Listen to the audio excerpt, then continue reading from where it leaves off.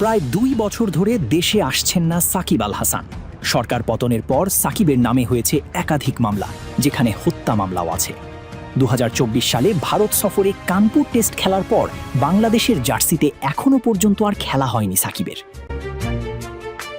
সম্প্রতি নানা ব্যাপারে সাকিবের দেশে ফেরার আলোচনা আবার শুরু হয়েছে।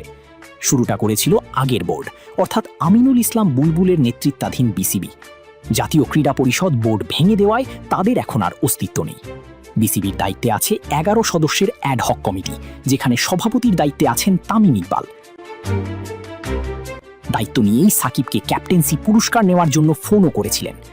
সম্প্রতি দেশের শীর্ষস্থানীয় গণমাধ্যম BDnews24.com-কে দেওয়া এক সাক্ষাৎকারে নিজের দেশে ফেরার ব্যাপারে বিস্তারিত আলাপ করেছেন সাকিব আল হাসান।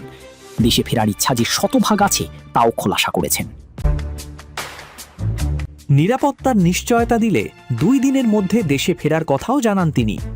বিডি নিউজকে সাকিব বলেছেন, ফেরার ব্যাপারে আমার সঙ্গে যোগাযোগ করত বোর্ড। বোর্ড কার সঙ্গে যোগাযোগ করত এটা তো আসলে আমার পক্ষে বলা মুশকিল। তারা কিভাবে চেষ্টা করছে, কি করবে, কিভাবে আনতে চায় দেশে, এগুলোই বলতো। বাংলাদেশে তো সবই বাস্তব এবং সবই অবাস্তব। বাস্তব করতে চাইলেই বাস্তব হয়, আর বাস্তব না করতে চাইলেই বাস্তব না।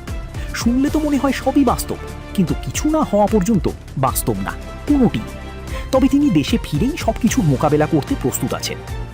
তামিম ইকবাল এখনও সভাপতি হয়নি, তবে আগামী বিসিবি নির্বাচনে তামিম বা বোর্ড সভাপতি যদি আমাকে নিরাপত্তা নিশ্চিত করে, আমি দেশে ফেরার জন্য দেরি করব না বলেও জানিয়েছেন সাকিব।